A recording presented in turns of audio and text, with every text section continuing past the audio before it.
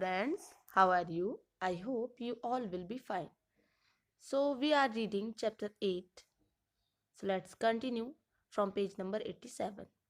Thunderstorms and cyclones. Thunderstorms develop in hot, humid tropical areas like India very frequently. The rising temperatures produce strong upward rising winds. These winds carry water droplets upward, where they freeze and fall down again. The swift movement of the falling water droplets along with the rising air create lightning and sound. It is this event that we call a thunderstorm. You will read about lightning in higher classes. Thunderstorm, तड़क झंझा, and cyclone means चक्रवात. बिजली चमकते हुए आपने देखी होगी, है ना, वही थंडर स्टॉर्म कहलाता है. ठीक है, तो थंडर स्टॉर्म इंडिया जैसे हॉट मीन्स गर्म, ह्यूमिड मीन्स होता है आर्द्र नमी वाला, है ना, और ट्रॉपिकल एरियाज मतलब उष्ण कटिबंधीय क्षेत्रों में अक्सर विकसित होते रहते, डेवलप होते रहते हैं. टेम्परेचर में इंक्रीजमेंट होने के कारण ऊपर की ओर उठती हुई विंड्स और स्ट्रॉन्ग हो जाती हैं. ठीक है, विंड्स जो हैं वो एयर से पहले से विद्यमान जल बूंदों, ड्रॉपलेट्स मीन्स होता है जल की बूंदों को, अपने साथ ऊपर की ओर ले जाती हैं, जहां टेम्परेचर कम होने के कारण वे जम जाती हैं, फ्रीज हो जाती हैं और फिर से नीचे की ओर गिरने लगती हैं. और गिरती हुई ड्रॉपलेट्स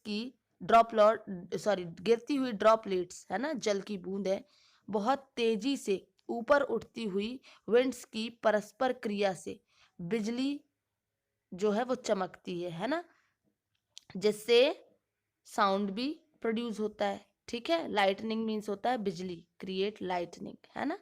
तो इसी इवेंट को या इसी घटना को हम थंडर स्टॉर्म भी कहते हैं. ओके,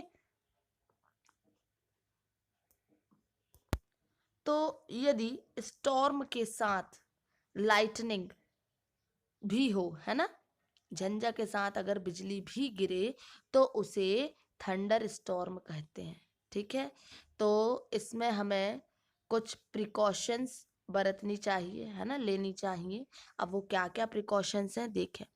तो किसी ऐसे ट्री के नीचे खड़े ना हो जो अलग थलग हो, मतलब जो बिल्कुल दूर हो.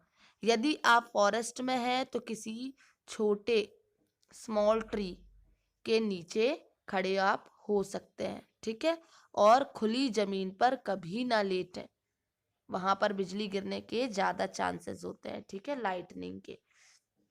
सेकंड, जो आपकी मेटेलिक रॉड्स होती हैं, है ना, वैसे वाले छाते का उपयोग ना करें. Do not shelter under an umbrella with a metallic and. Okay, फिर विंडो के पास ना बैठें. खुले गैरेज और जो स्टोरेज शेड्स होते हैं, क्योंकि वहां पर भी ऊपर आपके शेड में लोहा ही लगा होता है ना, और मेटल शेड्स की छत वाले शेड आदि के नीचे बैठना सही नहीं है. ओके, कार या बस, अ कार और a bus is a safe place to take shelter. Car या बस के अंदर आप बैठ सकते हैं. यदि आप पानी में हैं तो बाहर निकलकर किसी बिल्डिंग में चले जाएं जब ऐसी कभी सिचुएशन होती है. ठीक है. How a thunder storm becomes a cyclone. Thunder storm जो साइक्लोन कैसे बन जाता है ना. तो जैसा कि आप जानते हैं कि वाटर को लिक्विड से गैस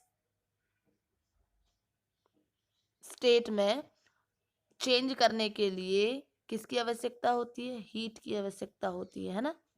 पानी को वाष्प में बदलने के लिए हीट की जरूरत ही होती है. ठीक है, तो क्या वेपर जो वाष्प है, वेपर के लिक्विड में कलेक्ट होने पर या संघनित होने पर वो हीट हमें वापस मिल जाती है. तो इसके संबंध में आप कोई एक्सपीरियंस बता सकते हैं? देखो, पानी को अगर हम गर्म करेंगे, है ना, वाटर को अगर गर्म करेंगे, हीट की जरूरत पड़ रही है, गर्म तब हीट से ही होगी ना. हीट से हम गर्म करेंगे तो वो वेपर में चेंज हो जाती है, ठीक है। पर अगर हम वेपर को वाटर में लेकर आना चाहें, ठीक है, वाटर स्टेट में लेकर आना चाहें, तो क्या जो उसमें हमने या जो हीट हमने लगाई है वो हमें वापस मिल जाएगी? ये यहाँ एक क्वेश्चन है। तो नहीं, वो नहीं मिल सकती है, ठीक है। So before cloud formation, water takes up heat from the atmosphere to change into vapor. बादल के बनने से पहले वायु वो जल जो है वो एटमॉस्फेयर मतलब वायुमंडल से हीट लेकर वेपर में चेंज हो जाता है ना। जब वेपर रेन ड्रॉप्स के रूप में फिर से लिक्विड स्टेट में चेंज होता है तो ये हीट एटमॉस्फेयर में निर्मुक्त हो जाती है ना। तो ये निर्मुक्त होने वाली हीट से आसपास की जो एयर है वो गर्म हो जाती है और इस प्रकार हॉट एयर ऊपर की ओर उठती है जिससे एयर प्रेशर कम हो जाता है। As a result thunderstorm के सेंटर की ओर हाई स्पीड की और ज्यादा वायु जो है वो गति करने लगती है ना। इसकी स्पीड बढ़ जाती है जिससे फिर क्या होता है, इस साइकिल की पुनरावृत्ति जो है वो अनेक बार होती रहती है, रिवॉल्विंग, है ना, ठीक है, कई बार होती रहती है। तो घटनाओं की इस श्रृंखला को घटनाओं की इस श्रृंखला का अंत बहुत ही लो प्रेशर के एक ऐसे तंत्र के निर्माण के साथ होता है जिसके चारों ओर हाई स्पीड हाई स्पीड की एयर की बहुत सारी लेयर जो है वो कुंडली के रूप में, ठीक है, कुंडली के रूप में घूमती रहती हैं और मौसम की इस सिचुएशन को हम साइक्लोन कहते हैं। It is this weather condition that we call a cyclone. और विंड स्पीड और विंड डायरेक्शन साइक्लोन के टेम्परेचर और ह्यूमिडिटी में वृद्धि करने वाले ही कुछ कारक हैं ये, ठीक है। Now structure of a cyclone. किसी साइक्लोन का सेंटर एक काम एरिया मीन्स शांत क्षेत्र होता है। इसे स्टॉर्म का नेत्र कहते हैं, आई कहते हैं। It is called the I of the storm. कोई लार्ज साइक्लोन एटमॉस्फेयर में एयर वायु की तेजी से घूर्णन करता पिंड होता है, ठीक है, रोटेट करता हुआ एक पिंड होता है, ठीक है, जो पृथ्वी तल से अर्थ सरफेस से 10 to 15 किलोमीटर की ऊंचाई पर सिचुएटेड होता है। साइक्लोन के आई का डायमीटर 10 से 30 किलोमीटर तक होता है और ये क्लाउड्स में फ्री एरिया होता है और इसमें विंड स्पीड जो है वो बहुत कम होता है ना, बहुत कम होता है। और इस काम मीन शांत और स्पष्ट आई के आसपास लगभग 150 किलोमीटर मास का क्लाउड एरिया होता है और इस एरिया में हाई स्पीड विंड और थिक